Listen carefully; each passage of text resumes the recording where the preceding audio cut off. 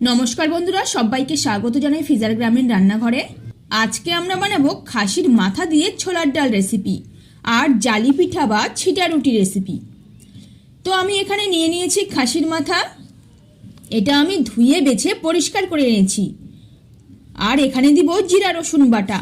জিরা রসুন একসাথে বেটে নিয়েছি, দিয়ে দিলাম। আর দিব আদা বাটা, জিরে গুঁড়ো, মিট মশলা, গরম মশলা, ধনে গুঁড়ো, লঙ্কা গুঁড়ো, নুন, হলুদ গুঁড়ো আর ছোলার ডাল। এটা আমি 3 ঘন্টা আগে ভিজিয়ে রেখেছিলাম।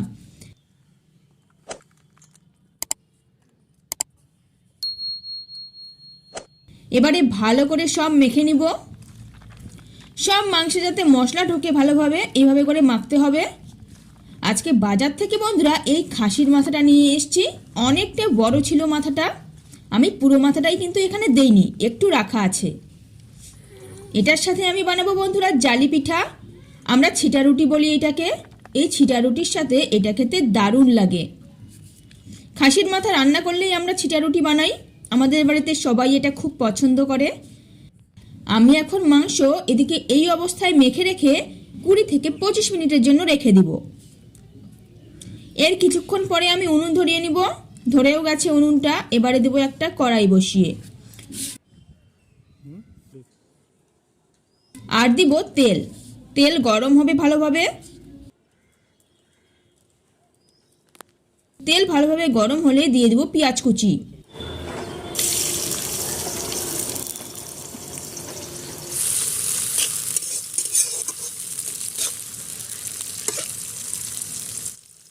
আর দেব একটা গোটা টমেটো। আমি টমেটো গোটায় রেখেছি, আপনারা কুচি কুচি করেও দিতে পারেন। আমি এখানে গোটা দিয়েছি। কিছুক্ষণের মধ্যে এটা কিন্তু সিদ্ধ হয়ে যাবে। আর পেঁয়াজও ভাজা ভাজা করে নিতে হবে। পেঁয়াজটা ভাজা ভাজা হয়ে গেছে, আর দেখুন টমেটোটাও কিন্তু গলে গেছে।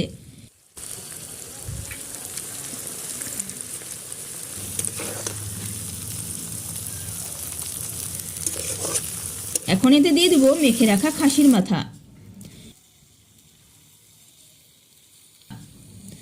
সব ভালো করে নেড়ে দিব।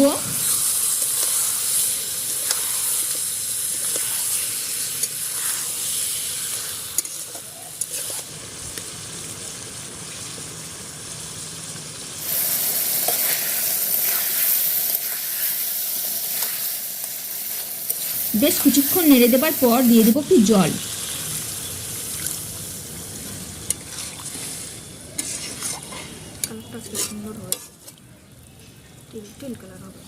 আর দিব ঢাকা।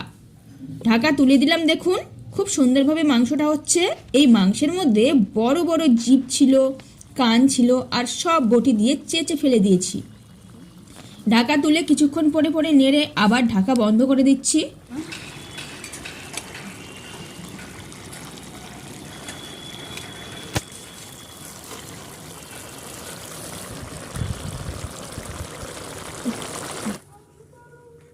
ওইদিকে মাংস হোক বন্ধুরা, আর এদিকে আমি ছিটা রুটির জন্য মেখে নিব আটা।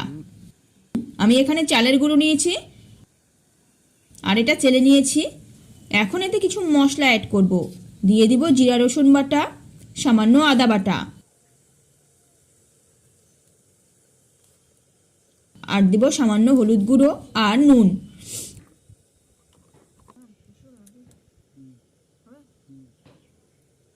এটা আমি এখন মেখে নিব। এই আটার মধ্যে কিন্তু বন্ধুরা পেঁয়াজ বাটা আর কাঁচা লঙ্কা বাটা দিলে আরও দারুণ হয় খেতে, খুবই ভালো লাগে খেতে। আমি এখানে এই দুটো উপকরণ দিতে পারিনি। আপনারা অবশ্যই চেষ্টা করবেন সব কিছু দেবার। একটু একটু করে জল দিয়ে মাখতে হবে বেশ কিছুক্ষণ সময় নিয়ে।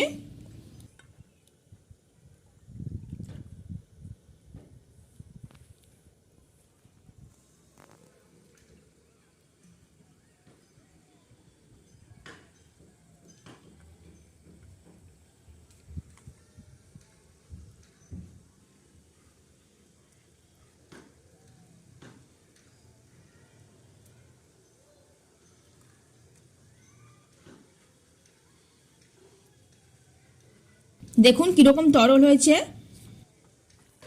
এটা কিন্তু এরকম তরলই রাখতে হবে, গাঢ় করা যাবে না। কিছুক্ষণ ধরে এভাবে ফেটাতে হবে।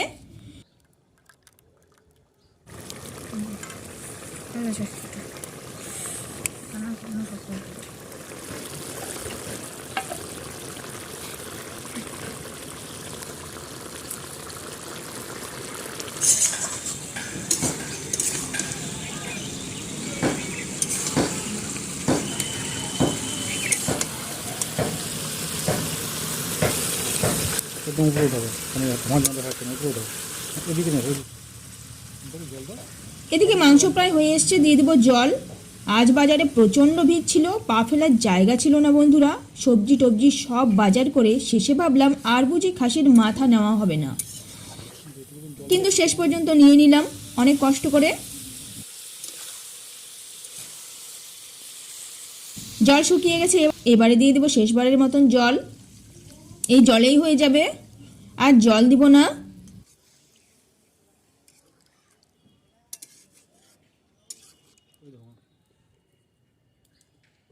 একটা ফোঁটা দাও।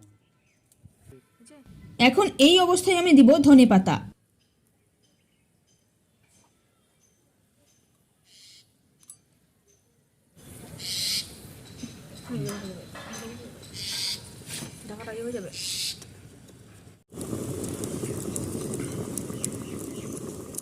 সুন্দরভাবে বলক উঠে গেছে, আর সামান্য ফেনা ফেনা হয়ে আছে। ফেনাটা সম্পূর্ণ মরে যাবে। দেখুন দেখুন বন্ধুরা, কোনো ফেনা নেই, রান্নাটা একদম কমপ্লিট। এবারে নামিয়ে নিব। আর বন্ধুরা, একটা বিশেষ কারণে আমাদের ক্যামেরা বন্ধ করে দিতে হয়েছিল, তাই জালি পিঠা তেলে দেওয়ানোটা ছিটিয়ে আর দেখানো হলো না। আমি অবশ্যই পরবর্তী কোনো ভিডিওতে দেওয়ার চেষ্টা করব। তো আজকের এই ভিডিওটি এই পর্যন্তই বন্ধুরা। ভিডিওটি আপনাদের কেমন লাগলো তা নিচের কমেন্টে জানান। আর ভিডিওটি ভালো লেগে থাকলে একটি লাইক করুন, চ্যানেলটির সাথে অবশ্যই সাবস্ক্রাইব করুন।